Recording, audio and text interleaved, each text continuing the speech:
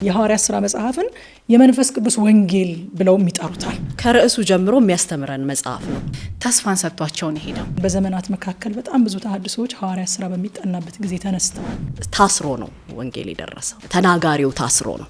ተናጋሪው ክራውን ተደርጎለት አይደለም። መንፈስ ቅዱስ ሲመጣ ይሄ አጽናኝ፣ ይሄ አስተማሪ፣ ወደ እውነት ሁሉ የሚመራ ኢየሱስ የጀመረው ያስተምረውና ያደርገው ዘንድ የጀመረው ነገር አልቆመም።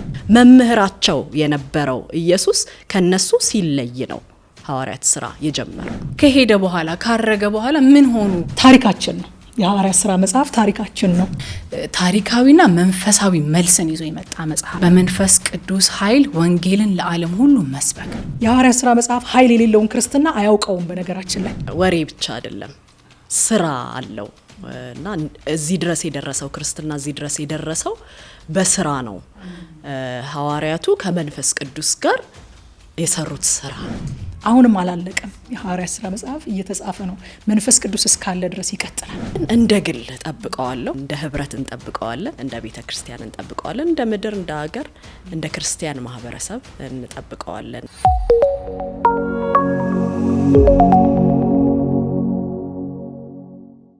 ጤና ይስጥልኝ የተወደዳችሁ ተመልካቾቻችን፣ ይህ ቃልህ የተሰኘው የእግዚአብሔርን ቃል የምናጠናበት ፕሮግራማችን ነው። በዚህ ፕሮግራም የእግዚአብሔርን ቃል በጥልቀት እናጠናለን። አብራችሁ እንድታጠኑ ግብዣችን ነው።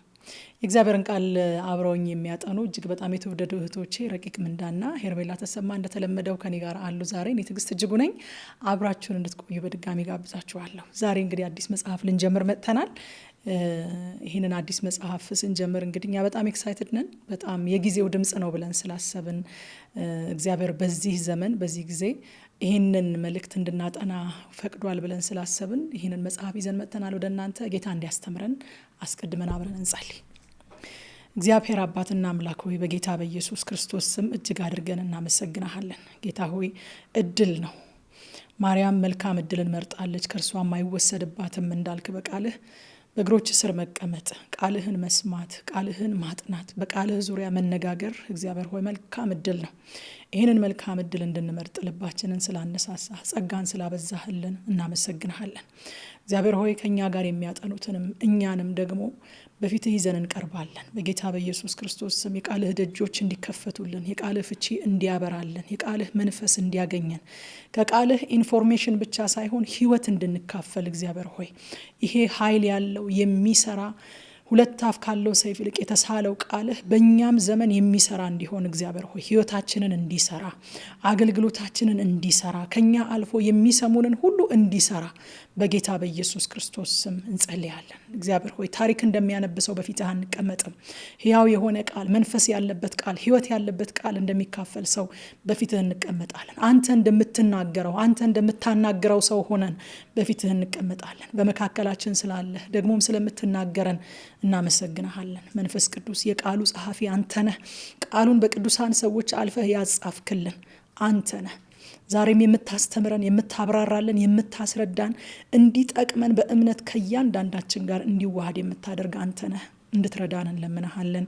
ጊዜውን ላንተ አሳልፈን ሰጠን። በጌታ በኢየሱስ ክርስቶስ ስም ጸለይን፣ አሜን። እግዚአብሔር የተመሰገነ ይሁን። ዛሬ እንግዲህ ይዘን የመጣነው መጽሐፍ የሐዋርያት ሥራ መጽሐፍን ነው። ለበዓል በነበረን ልዩ ዝግጅት ስለ ተሐድሶ ስንነጋገር ነበርና ተሐድሶ መንፈስ ቅዱስ ብቻ የሚያደርገው፣ እግዚአብሔር ብቻ የሚያደርገው፣ በእግዚአብሔር ኃይል ብቻ የሚደረግ የሰው እጅ ያልሆነ፣ የሰው ስራ ያልሆነ፣ የሰውኛ ያልሆነ ነገር ነው ብለን ነበርና የሐዋርያት ሥራ ደግሞ ከዛ ተከትሎ የሚመጣ እንደሆነ የመንፈስ ቅዱስ ስራ ስለሆነ ከዛ ተከትሎ የሚመጣ እንደሆነ ስለተሰማን ነው ይህንን መጽሐፍ ይዘን የመጣ ነው። አብረን እናጠናለን። እንግዲህ ዛሬ አስቀድመን የምናየው እንደተለመደው የመጽሐፉን መግቢያ ይሆናል ማለት ነው። ረቁ ካንቺን ጀምርና ቀጥለን ሁላችንም እንናገራለን። እሺ፣ ከኔ ጋር እንግዲህ መግቢያውን እናያለን። ከጸሐፊው ጀምረን ማን ጻፈው፣ ለማን ተጻፈ የሚሉትን ሀሳቦች ከኔ ጋር እናያለን። በመጀመሪያ ደግሞ በጣም ደስ ብሎኛል። እግዚአብሔር ይሄንን መጽሐፍ እንድናጠና እድልን ስለሰጠን በጣም ደስ ብሎናል። እግዚአብሔር ይመስገን። ስለዚህ ጸሐፊው እንግዲህ በግልጽ በስም የተጠቀሰ አይደለም። በዚህ ክፍል ላይ ግን ከሉቃስ ወንጌል መግቢያና ከሐዋርያት ሥራ መግቢያ ጋር መግቢያ ላይ ተደራሲውን ወይንም ደግሞ መልእክቱ የተጻፈለትን ሰው አይተን አንድ ሰው እንደጻፈው ማሰብ እንችላለን። እሱም ሉቃስ ነው ጸሐፊው ማለት ነው። እንግዲህ ሉቃስን ታሪክ ከዚህ በፊት በደንብ ሉቃስ ማን ነው የሚለውን በቆላስይስ ጥናታችን ላይ በጥልቀት አጥንተነዋል። አሁን እዛ ላይ ዲቴል አንገባም፣ ግን ማን ነበር የሚለውን ትንሽ ቃኘት አድርጎ ለማለፍ እንዲጠቅመን ሉቃስ አህዛብ የነበረ አገልጋይና በአዲስ ኪዳን በጽሁፍ ውስጥ ብቸኛው አህዛብ የሆነ አዲስ ኪዳንን የጻፈልን ሰው ነው ማለት ነው እና ከአንጾኪያ እንደነበረ ይህ ሰው ታሪክ ይናገራል። በጳውሎስ አገልግሎት ጌታን እንደተቀበለም እንደዚሁ ታሪክ ይናገራልና በሙያው ደግሞ ሐኪም እና ታሪክን ደግሞ በቅደም ተከተሉ በመጽሐፍ ደግሞ በጣም ድንቅ የሆነ ጸሐፊም እንደነበረ ማየት እንችላለን ማለት ነው። ሉቃስ ኢየሱስ ክርስቶስን በአይኑ ያየ ሐዋርያ አልነበረም።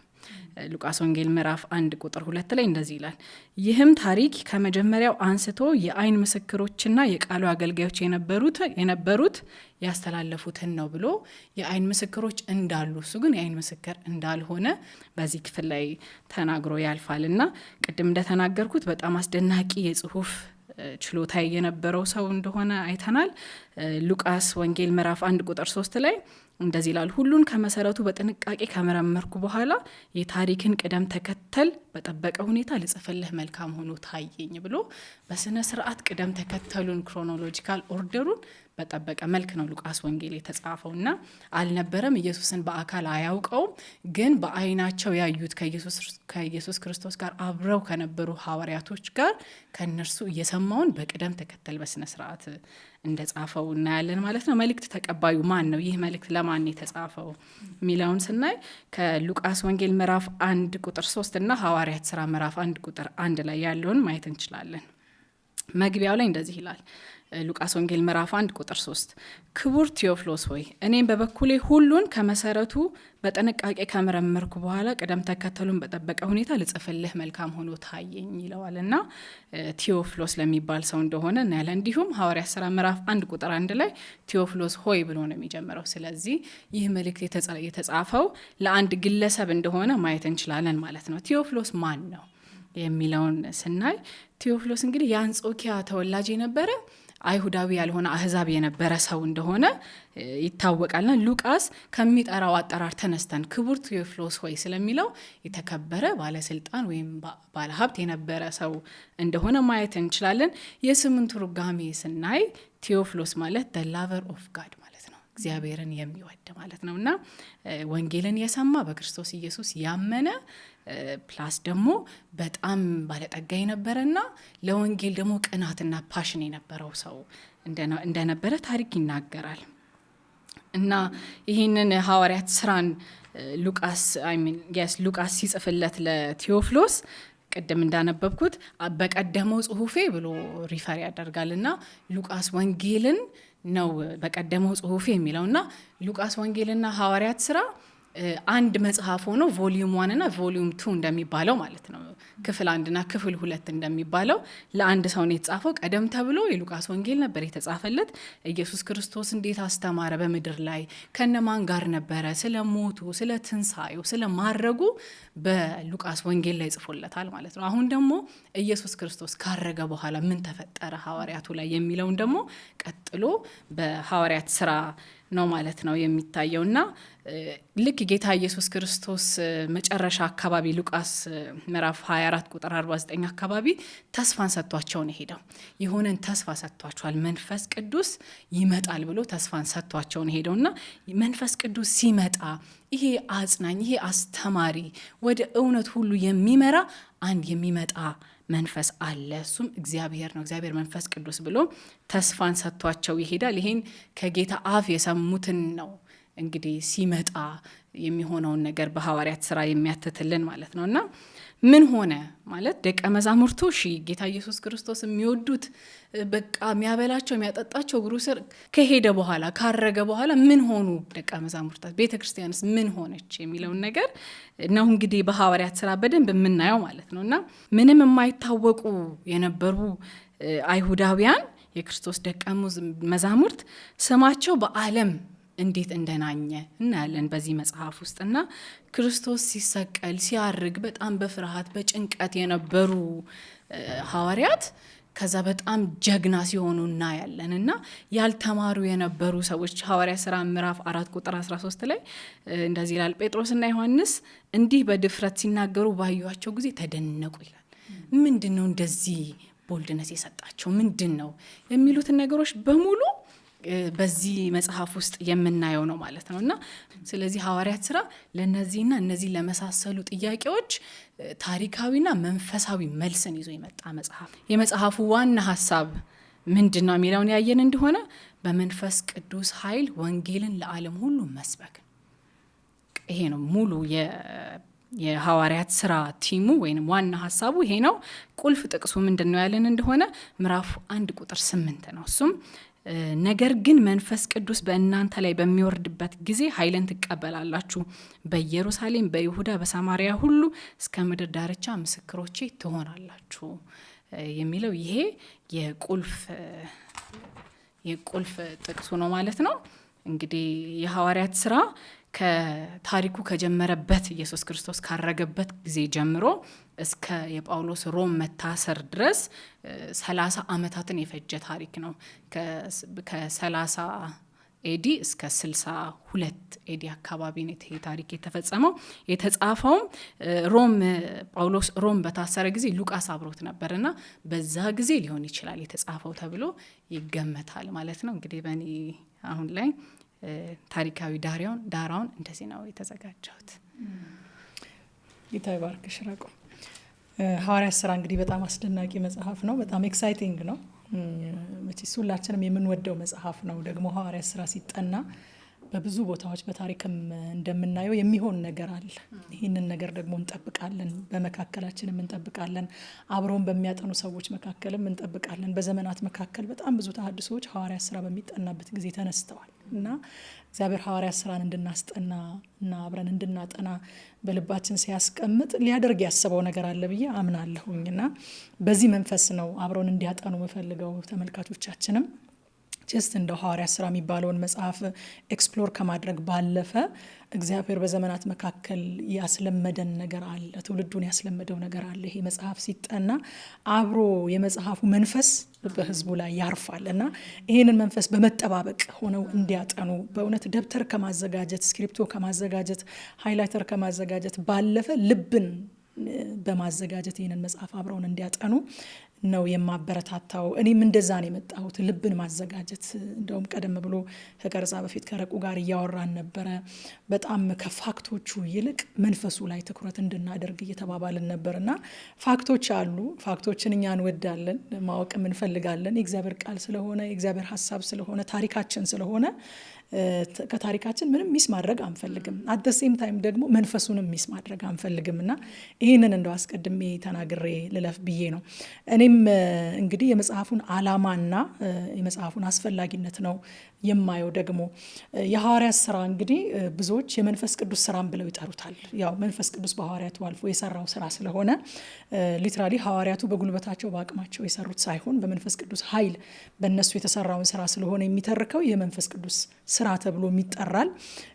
አጠቃላይ ዓላማው ቅድም ረቆ ያነሳሽው ምዕራፍ 1 ቁጥር 8 ላይ ባለው ጥቅስ ይጠቀለላል። እንደዚህ ይላል፣ ነገር ግን መንፈስ ቅዱስ በእናንተ ላይ በሚወርድበት ጊዜ ኃይልን ትቀበላላችሁ፣ በኢየሩሳሌም በይሁዳና በሰማሪያ ሁሉ እስከ ምድር ዳርቻ ድረስ ምስክሮቼ ትሆናላችሁ ይላልና ሌላ ምንም የለውም። በቃ ምስክሮች እንዴት እንደሆኑ ምስክርነታቸው ከየት ተነስቶ የት እንደደረሰ የሚያሳይ ነው እና ዓላማው በዚህ በአንድ ጥቅስ ይጠቀልላል። ግን ደግሞ ዝርዝር አድርጌ ለማየት ሞክሬያለሁኝ። የመጽሐፉን የተጻፈባቸውን ዓላማዎች 6 ዓላማዎችን ለማየት ሞክሬያለሁ። አንደኛ ኢየሱስ ክርስቶስ የጀመረውን ስራ በሐዋርያቱ መቀጠሉን መዘገብ ነው የሐዋርያት ስራ ዋና ዓላማው። ሲጀምር እንደምናየው ቴዎፍሎስ ሆይ ኢየሱስ ለማድረግና ለማስተማር የጀመረውን ሁሉ ቀደም ባለው መጽሐፌ ጽፌልሃለሁ፣ ይኸውም እስካረገበት ቀን ድረስ ለመረጣቸው ሐዋርያት በመንፈስ ቅዱስ አማካኝነት የሰጣቸው ትእዛዝ ነው ይላል። ኢየሱስ የጀመረው ያስተምረውና ያደርገው ዘንድ የጀመረው ነገር አልቆመም፣ በሐዋርያቱ ቀጥሏል የሚለውን ነገር ማሳየት የመጀመሪያ ዓላማው ነው። ምንድን ነው የቀጠለው? ኃጢአተኞችን ማዳኑን ቀጥሏል፣ ቤተ ክርስቲያኑን መትከሉን ቀጥሏል፣ ቅዱስ መንፈሱን ማፍሰሱን ቀጥሏል፣ መንግስቱን ማስፋፋቱን ቀጥሏል። ኢየሱስ ክርስቶስ ሲያርግ የቆመ ነገር የለም፣ ተቀጥሏል የሚለውን ነገር ማሳየት ነው። በሐዋርያቱ አልፎ ቤተክርስቲያኑን እየተከለ የነበረው እሱ ነው። እንደዛ ብሎታል አይደለ? ማቴዎስ ወንጌል ምዕራፍ 16 ላይ ጴጥሮስን ቤተክርስቲያኔን እተክላለሁ ነው ያለው። ቤተክርስቲያንን የሚተክል ክርስቶስ ነው። በሐዋርያት እያለፈ ቤተክርስቲያኑን መትከሉን መቀጠሉን ማሳየት አንዱ ዓላማው ነውና ቀጥሏል የሚለው ለመጀመሪያ የምናገኘው ዓላማ ነው ማለት ነው። ሁለተኛ የቤተ ክርስቲያንን መወለድ የቤተ ክርስቲያንን ማደግ ወይም መስፋፋትም ማሳየት የሐዋርያት ሥራ መጽሐፍ ዓላማ ነው። በዓለ 50 ላይ እንሄዳለን አይደል? ልክ ምዕራፍ 2 ስንገባ በዓለ 50 ይመጣል። ያ ማለት የቤተ ክርስቲያን ልደት ነው ይባላል። ቤተ ክርስቲያን የተወለደችበት የቤተ ክርስቲያን ልደት ነው። ከዛ ደግሞ የምስክሮችን መበተንና ወንጌል እንዴት እንደተስፋፋ ቤተ ክርስቲያን እንዴት እንዳደገች ደግሞ ያሳየናል። ከዛ ደግሞ ሶሳይቲ ሲገነባ ክርስቲያን ሶሳይቲ ክርስቲያናዊ ማህበረሰብ ደግሞ እንዴት እንደተገነባ ያሳየናል። ሐዋርያት ሥራን ባናነብ እንግዲህ እነዛ ጥቂት ደቀ መዛሙርት እንዴት አድርገው ዓለምን እንዳጥለቀለቁ ማወቅ አንችልም ነበረ። እንዴት ነው ቢልድ የተደረገው ያ ሶሳይቲ የሚለውን የሚያሳየን ሐዋርያት ሥራ ነው። ሶስተኛው ዓላማ የመንፈስ ቅዱስን ሥራ መግለጥ፣ የመንፈስ ቅዱስን ማንነቱን፣ ኃይሉን፣ ስራውን መግለጥ የሐዋርያት ሥራ አንድ ዓላማ ነው። የመጽሐፉ ዓላማ ነው። ምን ያደርግ ነበረ? መንፈስ ቅዱስ ቃሉን እንዲናገሩ ኃይልና ድፍረት ይሰጣቸው ነበረ። ቃሉን በድንቅና በተአምራት ያጸና ነበረ። መሪዎችን አገልጋዮችን ይመርጥ ነበረ፣ ይሾም ነበረ። አማኞችን ደግሞ ኮንቲኒየስሊ በኃይል ያስታጥቅ ይሞላ ነበረ።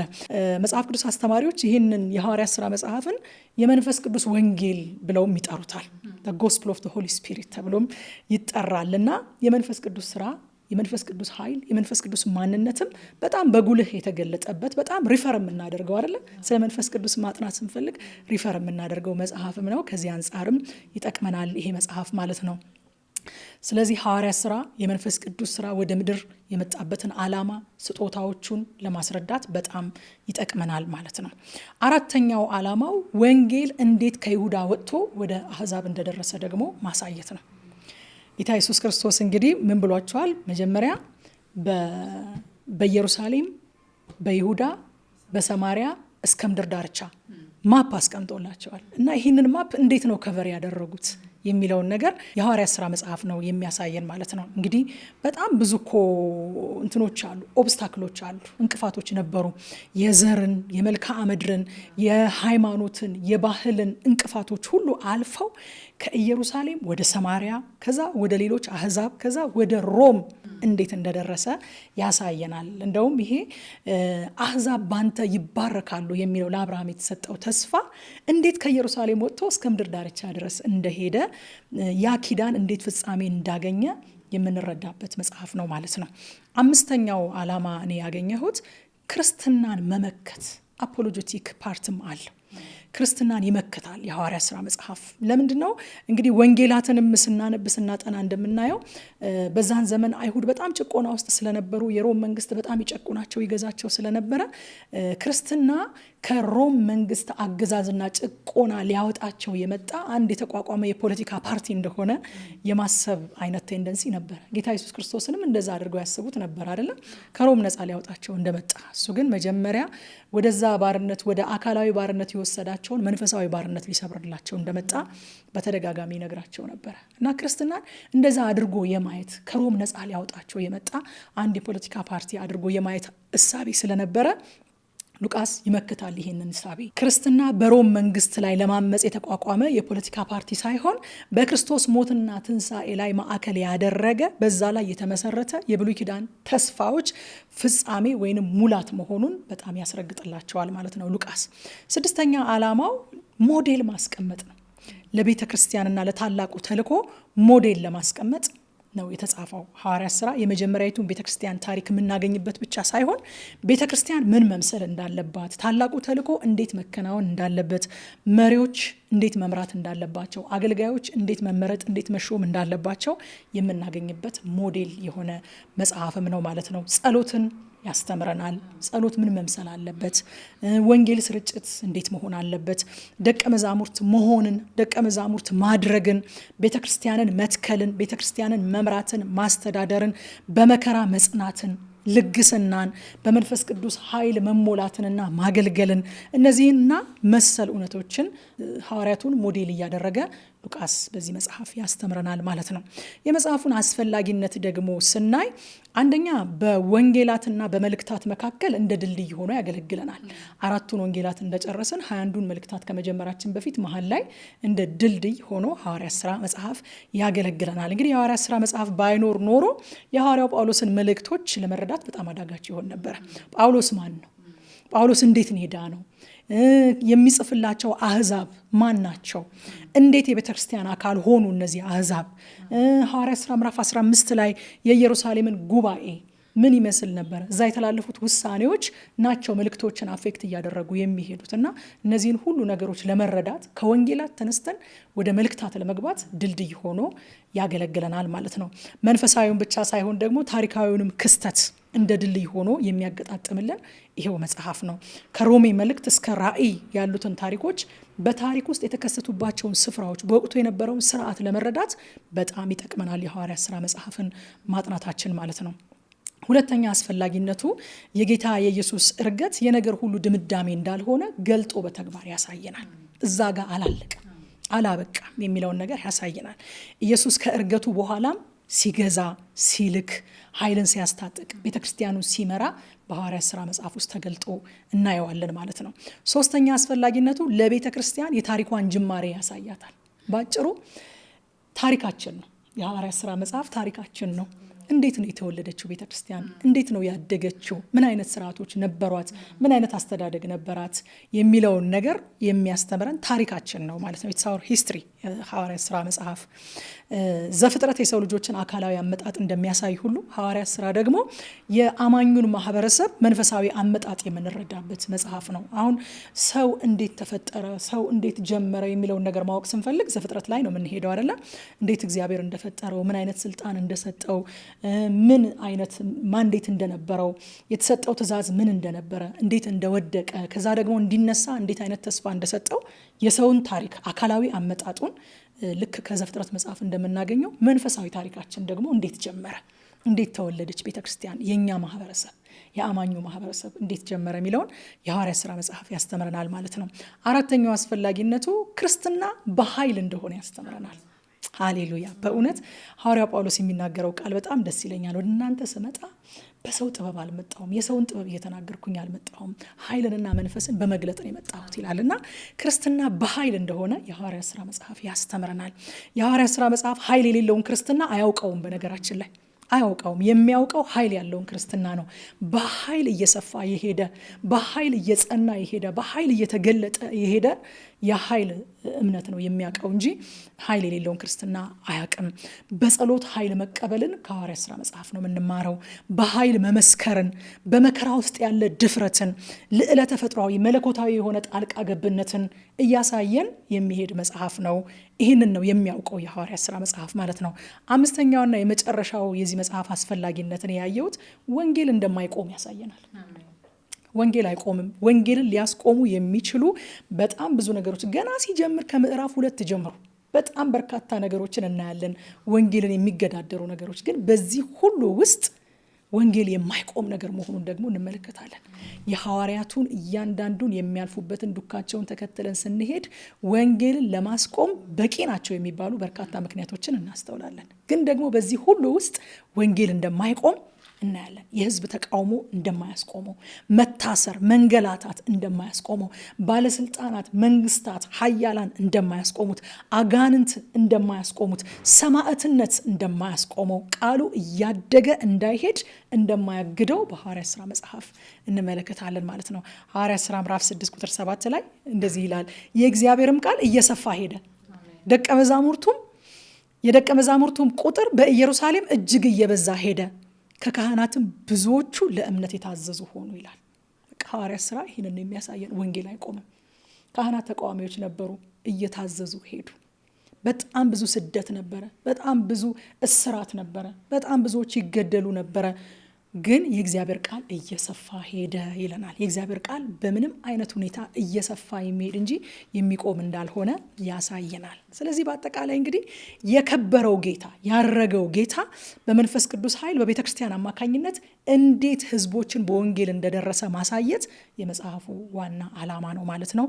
መጽሐፉ እንግዲህ 28 ምዕራፎች ነው ያሉት። 28 ምዕራፎች ቢኖሩትም 29ኛው ግን እስከ ዛሬ በቤተ ክርስቲያን እየተጻፈ ነው ይባላል። አሁንም አላለቀም። የሐዋርያት ሥራ መጽሐፍ እየተጻፈ ነው። መንፈስ ቅዱስ እስካለ ድረስ ይቀጥላል። ያ የከበረው ያ ያረገው ያ ተስፋን የሰጠው ጌታ ዛሬም በመንፈሱ አማካኝነት በእያንዳንዳችን ምዕራፎቹን መጽሐፉን ቀጥሏል። 28 ላይ የተዘጋ ሳይሆን ቀጥሎ ያለ መጽሐፍ ነው ይባላል። የሐዋርያት ሥራ መጽሐፍን እንግዲህ ዓላማውንና አስፈላጊነቱን እኔ በዚህ መጠን ነው ያየሁት። ዋው በጣም የሚደንቅ ነው። ሐዋርያት ሥራን በደንብ በቃ ጠልቀን እስከምናየው ድረስ የሚያጓጓ መጽሐፍ ነውና ቅድም ቲጂ አንድ ነገር እያለችን ነበር። የሐዋርያት ሥራ ንግግር አለመሆኑ ከርዕሱ ጀምሮ በጣም የሚማርክ መጽሐፍ ነው እያለችን ነበረ ከቀረጻ በፊትና በእንግሊዘኛው ራሱ አክትስ ነው የሚለው እና እንትን አይደለም ወሬ ብቻ አይደለም ስራ አለው እና እዚህ ድረስ የደረሰው ክርስትና እዚህ ድረስ የደረሰው በስራ ነው።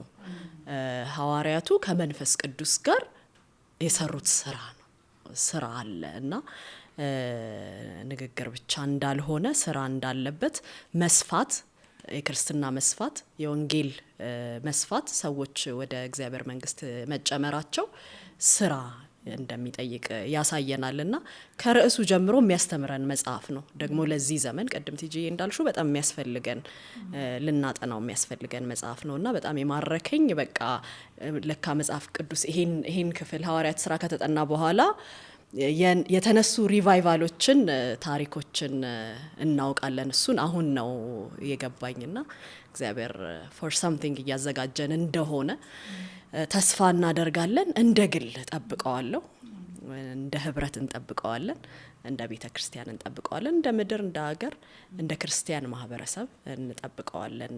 ይሄን መጽሐፍ ካጠናን እያጠናን የሚሆንልን ነገር አለ ብለን ተስፋ እናደርጋለን። እንግዲህ ዛሬ መግቢያውን ነው የምናየው። ከኔ ጋር የምንመለከተው ክፍፍሉን ይሆናል። በብዙ አይነት መንገድ ላጠናን እንደሚመች መከፋፈል ይቻላል። መጽሐፉን ብዙ ክፍልፍል የተሰሩ ክፍልፍሎች ላጠናን እንደሚመች የተሰሩ ክፍልፋዮች አሉ። እኔ በጣም የወደድኩት ከዋና ሀሳቡ ጋር ከምዕራፍ 1 ቁጥር 8 ቅድም ረቁ እንደነገረችን የመጽሐፉ ዋና ሀሳብ ያለው ምዕራፍ 1 ቁጥር 8 ላይ ነው። እሱ ምንድነው የሚለው? ነገር ግን መንፈስ ቅዱስ በእናንተ ላይ በሚወርድበት ጊዜ ኃይልን ትቀበላላችሁ፣ በኢየሩሳሌም፣ በይሁዳ፣ በሰማሪያ ሁሉ እስከ ምድር ዳርቻ ድረስ ምስክሮቼ ትሆናላችሁ ብሎ ማፑን አስቀምጦላቸዋል ማለት ነውና ከዛ አንጻር የተከፋፈለውን ክፍፍል ሳይ እሱ ሞር ማረከኝና እሱን በሱ አንጻር ነው መጽሐፉን የምንከፋፍለው። ምዕራፍ 1 ቁጥር 1 እስከ ምዕራፍ 6 ቁጥር 7 ላይ በኢየሩሳሌም እንዴት እንደተስፋፋ የመጀመሪያው ኢየሩሳሌም ብሎ ስለሚጀምር ማለት ነው። በኢየሩሳሌም ክርስትና ወይም ቤተክርስቲያን በኢየሩሳሌም እንዴት እንደተስፋፋ ያሳየናል።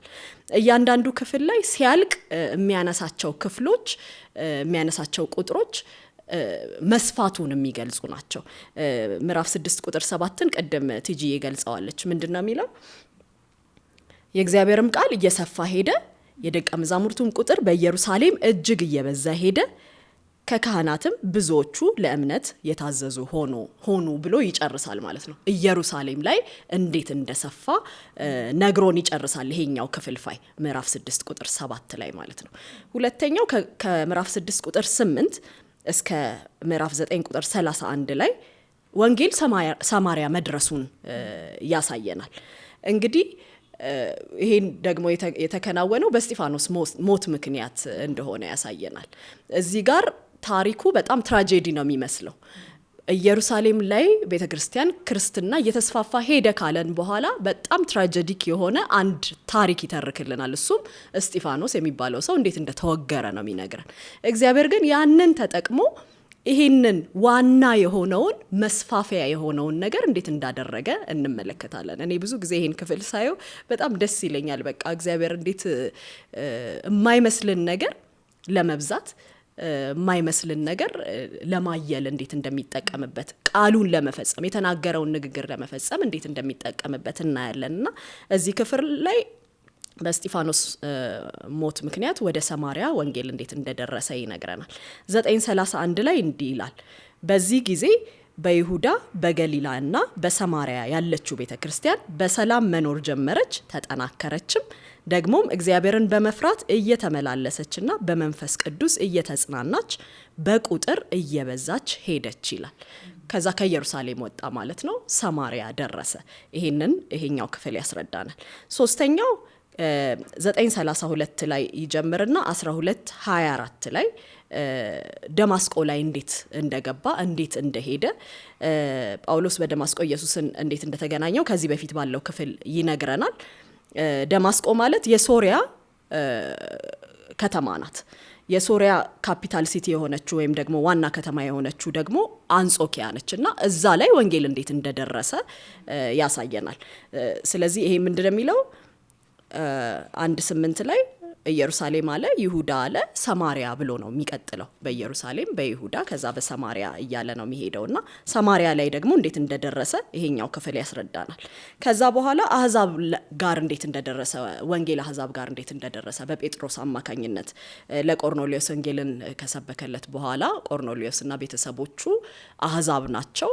ስለዚህ ይሄ ከኢየሩሳሌም የወጣው ሰማሪያ የደረሰው ወንጌል አህዛብ ምድር አህዛብ አካባቢ እንዴት እንደገባ ይሄ ክፍል ደግሞ ያስረዳናል ማለት ነው። 12:24 ላይ ሲጨርስ ምን ይላል? የእግዚአብሔር ቃል ግን እያደገና እየሰፋ ሄደ ይላል። ስለዚህ በየክፍሎቹ መጨረሻ ላይ መስፋቱን እያሳየን ነው የሚሄደው ማለት ነው። ሌላኛው ክፍል የሚቀጥለው 12:25 እስከ 16:5 ድረስ ነው። ይሄም ወደ ሌሎች ከተሞች ወደ ተለያዩ ከተሞች ወንጌል እንዴት እየሰፋ እንደሄደ ያሳየናል። ቆጵሮስን ያነሳል፣ ጲስዲያን ያነሳል፣ ኢቆኒዮንን ያነሳል። እነዚህን የመሳሰሉትን ክፍሎች ላይ እንዴት ወንጌል እየደረሰ እንደሄደ ያሳየናል። አንደኛው ሌላው ክፍፍል ወይም እንደ ክፍፍል ሳይሆን እዚህ መጽሐፍ ላይ በደንብ የምናየው የጳውሎስ የሐዋርያዊ ጉዞዎች ተብለው ነው ክፍሎቹ የተከፋፈሉት ማለት ነውና ሌሎች ከተሞች ላይ እንዴት እንደደረሰ የሚያሳየን ክፍሉን ሞር ያጠና ነው ስንመጣ በጳውሎስ እና በነ ጴጥሮስ አማካኝነት ወደ ተለያዩ ከተሞች በሐዋርያዊ ጉዞዎች ወንጌል እንዴት እየተዳረሰ እንደመጣ ያሳየናል። እነዚህ ከተሞች ላይ ጳውሎስ እየሄደ ወንጌልን እየመሰከረ እንዴት ወንጌል እየሰፋ እንደነበረ ያሳየናል። 16:5 ሲጨርስ አብያተ ክርስቲያናትም በእምነት እየበረቱና እለት እለት በቁጥር እየጨመሩ ይሄዱ ነበረ ብሎ ይጨርሳል። ከዛ ይቀጥልና 16:6 እስከ 19:20 ድረስ ወንጌል አውሮፓ መድረሱን ያሳየናል። እየሰፋ ሄዶ አውሮፓ መድረሱን ያሳየናል። ግሪክ በምትገኘው ቆሮንቶስ እንዲሁም ኤፌሶን አሁን ቱርክ ተብላ የምትታወቀው ኤፌሶን እነዚህ አካባቢዎች ላይ እንዴት ወንጌል እየደረሰ እየሰፋ እንደሄደ እዚህ ክፍል ላይ የወንጌልን መስፋት ደግሞ አውሮፓ ድረስ መድረሱን ያሳየናል። 19:20 ላይ ምን ይላል? በዚህ ሁኔታ የጌታ ቃል በኃይል እያደገና እያሸነፈ ሄደ ይለናል። እያንዳንዱ ክፍል ላይ እንግዲህ የሚያነሳው ያለው ዋና ሀሳብ የሆነውን መነሻ ሀሳብ የሆነውን የክርስቶስን ተልእኮ ብሎ ለሐዋርያት የሰጣቸው ተልእኮ እንዴት በዚህ ሁሉ ውስጥ እየሰፋና ያን እየተከናወነ እንደሆነ በእያንዳንዱ ክፍል ውስጥ እየጠቀሰ ነው የሚሄደው ማለት ነው። ከዛ አውሮፓ ደረሰ። የመጨረሻው ክፍፍል ሮም ወንጌል እንዴት እንደደረሰ ነው። እንግዲህ በይሁዳ በሰማሪያ እስከ ምድር ዳር ብሎ ነው የሚጨርሰው። በዛን ጊዜ በነበረው ካርታ መሰረት እንግዲህ ሮም ጥጓ ነች። የምድር ጥግ ብለው የሚያስቡት አገዛዙ ምኑም ሮምን ነው የሚያስቡት እንደ ምድር ዳር እንደ ምድር ጥግ ማለት ነውና ይሄኛው ሮም እንዴት እንደደረሰ ያሳየናል። ይሄም በጳውሎስ እስራት ቅድም ከኢየሩሳሌም ሲወጣ ወንጌል ሰማሪያ ሲደርስ በእስጢፋኖስ መወገር ምክንያት ብለን እንዳልኩት ትራጀዲክ በሚመስል አይነት ሁኔታ ግን ወንጌል ወጣ ሰፋ። አሁንም ደግሞ የመጨረሻው ምድር ዳር ተብሎ የተነገረው ወንጌል የደረሰው ሴሌብሬት ተደርጎ አይደለም። ሴሌብሬት ተደርጎ ሳይሆን ታስሮ ነው ወንጌል የደረሰው። ሰውየው ታስሮ ነው፣ ተናጋሪው ታስሮ ነው። ተናጋሪው ክራውን ተደርጎለት አይደለም። ወንጌል ምድር ዳር የዛኔ የደረሰው ተናጋሪው ታሰረ፣ ወንጌል ግን እስከ ምድር ዳር ድረስ ሰፋ ሄደ። 28:31 ላይ ሲጨርስ ምን ይላል? ማንም ሳይከለክለው የእግዚአብሔርን መንግስት እየሰበከ ስለ ጌታ ኢየሱስ ክርስቶስ በፍጹም ግልጽነት ያስተምር ነበረ ይላል። ጳውሎስ ሲጨርስ፣ ሐዋርያት ስራ ሲጨርስ ጳውሎስ እስር ቤት ነበረ። ጳውሎስ እስር ቤት ቢሆንም ግን አልተከለከለም። ሰዎች እየመጡ ወደሱ ወንጌልን ይሰሙ ነበረ። ጳውሎስ እስር ቤት ሆኖ እሱ በማይመች ሁኔታ ሆኖ መልእክታትን ይጽፍ ነበረ፣ ወንጌልን ያደርስ ነበረ። እሱ ታሰረ እንጂ ወንጌል አልታሰረም ነበርና 31 ላይ ሲጨርስም ማንም ሳይከለክለው የእግዚአብሔርን መንግስት ሰበከ ብሎን ይጨርሳል ማለት ነውና ሮም ድረስ በዛን ጊዜ የካርታ ጥግ መሰረት የምድር ዳር ተብላ የምትታሰበውን ሮም ድረስ ወንጌል እንዴት እንደደረሰ ተርኮልን ይጨርሳል። ቅድም ቲጂዬ እንዳለችው ጨረሰ የምንለው ለዚህኛው ትውልድ ደግሞ ጅማሬ እየሆነ ማለት ነው። ሐዋርያት ስራ ሲጀምር ኢየሱስ ክርስቶስ ከሙታን ከተነሳ በኋላ በማረጉ ይጀምራል። ለዛን ጊዜ ለነበሩ ሐዋርያት አብሯቸው ይመላለስ የነበረ፣ አብሯቸው ይወጣ ይገባ የነበረ፣ ይሄንን እውነት ያስረዳቸው፣ የእግዚአብሔርን መንግስት እውነት የነገራቸው መምህራቸው የነበረው ኢየሱስ ከነሱ ሲለይ ነው ሐዋርያት ስራ የጀመረው። ለነሱ ግን ጀመረ። እሱ ሄደ፣ ለነሱ ግን ጀመረ። አጽናኙን ትቶላቸው፣ መንፈስ ቅዱስን ትቶላቸው። እዚህ ጋር ሐዋርያት ስራ ሲጨርስም ጳውሎስ ታሰረ ብሎን ይጨርሳል። ወንጌሉ ግን አልታሰረም ብሎን ያጠናቅቃል። ስለዚህ እየቀጠለ ነው ማለት ነው፣ የተጠናቀቀ ነገር አይደለም ማለት ነው የሚለውን ሀሳብ እኔ እጋራለሁኝና ያው አስተዋጽኦቹን ብዙ ከቲጂ ጋር አይተናል። በጣም የመንፈስ ቅዱስን ሚና እናይበታለን እዚህ ውስጥ በወንጌል ስራ በቤተ ክርስቲያን መስፋት ውስጥ ያለውን የመንፈስ ቅዱስን ሚና እናይበታለን። በ28 ምዕራፍ ውስጥ በተተረከ በ28 ምዕራፍ ውስጥ የሄደበትን ፍጥነት፣ ወንጌል የሄደበትን ፍጥነት፣ ክርስትና የሰፋበትን ፍጥነት ማለት ምዕራፍ 2 ላይ እኮ ነው አይደል ተጀመረ የሚለው፣ ቤተ ክርስቲያን ተጀመረች የሚለው በመንፈስ ቅዱስ መውረድ ምዕራፍ 2 ላይ ነው።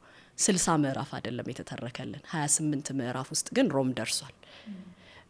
ይሄንን ፍጥነት ስንመለከት ይሄ የሰው ብቻ አይደለም እንላለን፣ በመንፈስ ቅዱስ ነው የተደረገው። ስለዚህ ዘንድሮም በመንፈስ ቅዱስ ላይ እንድንመረኮዝ ይሄን መጽሐፍ ስናጣና ብዙ ነገሮችን ያሳየናል። ቤተ ክርስቲያን ምን መምሰል እንዳለባት ይሄ መጽሐፍ ቅዱስ ያሳየናል። ይሄ ክፍል ያሳየናል። እየኖርንበት ያለውን ጊዜ ከምን ጋር እንደምናመሳክረው ይሄ መጽሐፍ ቅዱስ ክፍል በደንብ ያሳየናልና ምን አለባቸው ምን ነበረባቸው ይሄን ያህል በፍጥነት የሄዱት? የዛኔ ምን አለ የዘንድሮ የኑሮ ክብደቱ ምኑ እንዳንል በተለያዩ ግጭቶች ውስጥ እንዴት እንዳለፉ ቅድም ቲጂዬ እንዳልሹ በባህልና በምናምን ሁላ የማይገናኙ ያውም አህዛብ መካከል እኮ ወንጌል ለመግባት በጣም ከባድ እንትን ነው አይደል? ይሁዲነት ራሱ የሚይዘው ስፍራ አለ፣ እዛ እንዳይገባ የሚከለክልበት ማለት ነውና ያንን ሁሉ አልፎ ግን መንፈስ ቅዱስ እንዴት ቤተክርስቲያንን እንዳጸናትና እንዳሰፋት ስንመለከት አይ ምንም የለባቸውም የምንላቸው አይነት ሰዎች አይደሉም። ከኛ የባሰ ሁኔታ ውስጥ ሆኖ ግን በተቀበሉት መንፈስ አማካኝነት ቤተክርስቲያን እዚህ ደረጃ መድረስ ችላለች። የደረሱበት ደረጃ መድረስ ተችሏል። ከዛ ነው የተነሳ ነው እኛ የዛ ትሩፋቶች ነን። ከዛ ዲስኮኔክትድ የሆነን አይደለንም። ከዚህ እንድንቀጥል ይጠበቅብናልና ይሄንን እንደ አስተዋጽኦ እንዲሁ ማንሳት ፈልጋለሁኝ እንደ መጽሐፉ አስተዋጽኦና እንግዲህ ዛሬ በመግቢያ እነዚህን ይሄንን ክፍፍልና ጥቂት አስተዋጽኦን ለማንሳት ነው የፈለኩት። አሜን። ቅድም እንዳልኩት ነው ይቀጥላል። የሐዋርያት ስራ የጀመረ እንጂ ያልጨረሰ መጽሐፍ ነው። መልአኩ ያላቸው ነገር በጣም ደስ ይለኛል። እኔ እናንተ የገሊላ ሰዎች ሆይ ይላል ምዕራፍ 1 ቁጥር 11 ላይ ወደ ሰማይ እየተመለከታችሁ እዚህ የቆማችሁት ለምንድን ነው? ይህ ከእናንተ ዘንድ ወደ ሰማይ ሲያርግ ያያችሁት ኢየሱስ ልክ ወደ ሰማይ ሲወጣ እንዳያችሁት በዚህ ሁኔታ ይመለሳል ይላል። ሄርሚዬ ስትናገሪ ይሄንን ጥቅስ እያሰብኩኝ ነበረ። መጽሐፉ የሚዘጋው ኢየሱስ ሲመለስ፣ የሐዋርያት ስራ ቀጥሏል። መንፈስ ቅዱስ በአማኞች እያለፈ ቤተክርስቲያኑን መትከሉን፣ ኃጢአተኞችን ማዳኑን፣ ቃሉን በድንቅና በተአምራት ማጽናቱን፣ ሰዎችን ለአገልግሎት ማብቃቱን ቀጥሏል። አሁንም አልጨረሰም። የሚጨርሰው ሙሽራው ተመልሶ ሲመጣ ነው። ኢየሱስ ክርስቶስ ይመጣል። እስከዛ ድረስ ደግሞ መንፈስ ቅዱስ ይቀጥላል፣ በቤተ ክርስቲያን ይቀጥላል፣ በእኔና በእናንተ ይቀጥላል መንፈስ ቅዱስ። ይሄንን ተስፋ እያደረግን ያልተዘጋ መጽሐፍ እንደሚያጠና ሰው እንድናጠናው፣ ከዚህ እንድንቀጥል፣ አሁን እዚህ ላይ እንድንቆም በቃ ተደመደመ እንድንል ሳይሆን ሄርሚዬ መጨረሻውን እንዳነበበችልን ጳውሎስ ሲታሰር ያልታሰረው ወንጌል ዛሬም በእኔና በእናንተ እንደሚቀጥል፣ ወንጌሉ ይቀጥላል፣ ሰዎች መዳናቸው ይቀጥላል፣ ድንቅና ተአምራቱ ይቀጥላል። ኢየሱስ እስከሚመጣ ድረስ የሚቀጥል መጽሐፍ ነውና በዚህ መንፈስ ሆነው ሰዎች እንዲጠባበቁ በሚቀጥለው ሳምንት ምዕራፍ 1 ይዘን ስንመጣ ያላለቀውን ታሪካችንን ጅማሬውን አይተን እንዴት እንደነበረ አካሄዱ ቅድም እንዳነበብኩት ሞዴሎቹን ተመልክተን አሃ መጽሐፍ ቅዱስ ለካ ኃይል የሌለውን ክርስትና አያውቀውም፣ መንፈስ ቅዱስ የሌለበትን ክርስትና አያውቀውም፣ ኢየሱስ ክርስቶስ ሲያርግ ለካ ነገር አልተደመደመም፣ ይቀጥላል፣ እስኪመጣ ድረስ እንዲሁ እንዳያችሁት ተመልሶ ይመጣል እንደተባለው እስኪመጣ ድረስ ይቀጥላል የሚለውን መንፈስ ይዘው ተመልካቾች እንዲጠብቁን እኛም በዚህ መንፈስ ተመልሰን እንድንመጣ እንደው ለማሳሰብ ያህል ነው። የዛሬው ዝግጅታችን እንግዲህ ይህንን ይመስል ነበረ። በሚቀጥለው ሳምንት ምዕራፍ 1 ይዘንላችሁ እንመጣለን። አብራችሁን ስለነበራችሁ እጅግ አድርገን እናመሰግናለን። በብዙ ጸሎት እና በብዙ ልብ መዘጋጀት እንድንገናኝ ከወዲሁ ማሳሰብ እፈልጋለሁኝ። ጸጋ ይብዛላችሁ።